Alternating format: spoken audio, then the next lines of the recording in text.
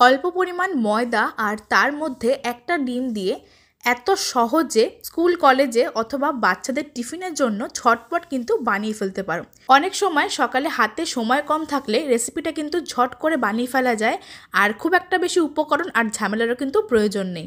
খুব সহজে রেসিপিটা বানিয়ে নাও আর সকলের মন জয় করে ফেলো। তো চলো শুরু করা যাক আজকের এই রেসিপিটা। তো রেসিপিটা শুরু করার জন্য প্রথমে আমি এখানে একটা ছোট মিক্সিং বোল নিয়েছিলাম। এখন এই মিক্সিং বোলের মধ্যে নিয়ে নিচ্ছি এরকম বাটির 2 বাটি ময়দা। আজকের রেসিপিটা আমি ময়দা দিয়ে তৈরি করছি, তোমরা এখানে চাইলে আটা দিয়েও করতে পারো, তাহলে কিন্তু স্বাস্থ্যের জন্য আরও বেশি ভালো হবে। তো আমি এখানে দেখো 2 বাটি ময়দা নিয়েছি। তোমরা এখানে ময়দার পরিমাণটা চাইলে কম বেশি করতে পারো, যেরকম প্রয়োজন সেরকমভাবে কিন্তু নিতে পারবে। এখন আমি ময়দার সাথে অ্যাড করছি সামান্য পরিমাণ বা স্বাদ মতো নুন। তারপর ময়দার সাথে নুনটাকে প্রথমে শুকনো অবস্থায় ভালো করে মিশিয়ে নিচ্ছি। শুকনো অবস্থায় নুনটাকে ভালো মতন মিশিয়ে নিয়েছি, এতে করে কিন্তু খাবারটা মুখে পড়লে কোথাও নুনটা কম বেশি হবে না। তারপর এর মধ্যে অল্প অল্প করে জল অ্যাড করে একটা পাতলা ব্যাটার বানিয়ে নিতে হবে। জলটা এখানে তোমরা চাইলে রুম টেম্পারেচারে অথবা হালকা উষ্ণ গরম জল অ্যাড করতে পারো, তাতে কিন্তু কোনো অসুবিধা নেই।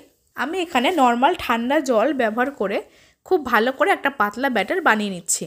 কোনো রকম মাখা অথবা বেলার ঝামেলা ছাড়া সকালবেলা হাতে সময় একদম অল্প থাকলে রেসিপিটা কিন্তু ঝট করে বানিয়ে ফেলতে পারো। বাচ্চাদের টিফিনের জন্য অথবা সকালের ব্রেকফাস্টে রেসিপিটা কিন্তু অবশ্যই ট্রাই করতে পারো। খেতে কিন্তু এটা ভীষণ হেলদি হয় আর ভীষণই ভালো খেতে হয়। তো দেখো আমি এখানে অল্প অল্প করে জলটা অ্যাড করছি আর খুব ভালো করে মিশিয়ে নিচ্ছি। আর এর মধ্যে কিন্তু কোনো রকম লামস থাকলে হবে না, তাহলে কিন্তু ভালো লাগবে না। খুব ভালো করে অল্প অল্প করে জলটা অ্যাড করে মিশিয়ে নিয়েছিলাম। আর ব্যাটারের কনসিস্টেন্সিটা ঠিক এরকম রাখতে হবে, খুব বেশি পাতলাও হবে না আবার একেবারে টাইট ব্যাটারও হবে না, ঠিক এরকম একটা কনসিস্টেন্সির ব্যাটার বানিয়ে নিয়েছি। তো আমাদের এখানে ব্যাটার একদম রেডি হয়ে গেছে। এখন অন্যদিকে একটা বোলের মধ্যে নিয়ে নিচ্ছি 2টো ফাটিয়ে রাখা ডিম। আমি এখানে 2টো ডিম দিয়ে করছি, তোমরা যদি পরিমাণটা কম করতে চাও তাহলে একটা ডিম দিয়েও করতে পারো। তো আমি এখানে এক এক করে 2টো ডিম নিয়ে নিয়েছিলাম আর তার সাথে অ্যাড করছি স্বাদ মতো নুন, আর দিচ্ছি সামান্য গোলমরিচের গুঁড়ো। এখন ডিমের সাথে নুন আর গোলমরিচটাকে ভালো করে মিশিয়ে নিচ্ছি আর ডিমটাকে খুব ভালো করে ফেটিয়ে নিতে হবে। আমি কিন্তু এর মধ্যে কোনো রকম লঙ্কা কুচি ব্যবহার করছি না, একটু গোলমরিচের গুঁড়ো অ্যাড করে দিয়েছিলাম, তোমরা এখানে চাইলে লঙ্কা কুচি অ্যাড করতে পারো। তো দেখো একটু সময় নিয়ে একটা কাঁটা চামচের সাহায্যে খুব ভালো করে ডিমটাকে ফেটিয়ে নিতে হবে। ডিমটাকে একটা সাইডে রেখে দিয়েছি, তারপর অন্য একটা বাটিতে নিয়ে নিচ্ছি 2টো ছোট সাইজের কুচানো পেঁয়াজ। আর পেঁয়াজটাকে একদম মিহি করে পাতলা করে কুচিয়ে নিয়েছিলাম। আর দিচ্ছি একটা ছোট সাইজের গ্রেট করে রাখা গাজর। আমি এখানে গাজরটাকে গ্রেট করে দিয়েছিলাম, এতে করে এটা খাবার সময় কিন্তু কোনো রকম শক্ত লাগবে না, খেতেও ভালো হবে। তোমরা এখানে অবশ্যই গাজরটাকে গ্রেট করে ব্যবহার করবে। অ্যাড করে দিয়েছিলাম অল্প পরিমাণ ধনেপাতা কুচি একটা সুন্দর ফ্লেভারের জন্য। তোমরা এখানে চাইলে ধনেপাতাটাকে স্কিপ করতে পারো, তার বদলে সামান্য পরিমাণ শসা কুচিও অ্যাড করতে পারো। তো তারপরে অ্যাড করেছি স্বাদ মতো নুন, দিচ্ছি 2টো কুচনো কাঁচা লঙ্কা, ঝাল মতন অবশ্যই কাঁচা লঙ্কাটা অ্যাড করবে। আর যদি তোমরা বাচ্চাদের জন্য রেসিপিটা তৈরি করে থাকো তাহলে কাঁচা লঙ্কাটাকে স্কিপ করতে পারো। তারপর এখানে অ্যাড করছি 1 টেবিল চামচ মেয়োনিজ, আর দিচ্ছি 2 টেবিল চামচ টমেটো সস। এবার এই সমস্ত কিছু খুব ভালো করে একটা চামচের সাহায্যে মিশিয়ে নিচ্ছি। আমি এখানে গাজর, পেঁয়াজ আর ধনেপাতাটা ব্যবহার করেছিলাম, তোমরা কিন্তু এখানে অবশ্যই পছন্দ মতন কিছু সবজি অ্যাড করতে পারো। আর চাইলে শসা কুচিও অ্যাড করতে পারো, তাহলে কিন্তু খেতে ভালো হয়। তো এবার এই টিফিনটাকে বানানোর জন্য এখন গ্যাসের উপরে একটা চাটু বা তাওয়া বসিয়ে দিয়েছিলাম। তাওয়াটাকে ভালো মতন গরম করে নিয়ে তারপর অ্যাড করেছিলাম 2 টেবিল চামচ সাদা তেল। তেলটা এখানে দিয়ে চারদিকে ভালো করে ছড়িয়ে দিয়েছি। তেলটা যখন ভালো মতন গরম হয়ে যাবে তখন আমরা এর মধ্যে 1 থেকে 2 হাতা ব্যাটার দিয়ে খুব ভালো করে চারদিকটা ছড়িয়ে দিচ্ছি। তো দেখো ব্যাটার কিন্তু ঠিক এরকম ঘনত্বে রাখতে হবে, কোনো রকম ঘন ব্যাটার কিন্তু রেডি করলে হবে না।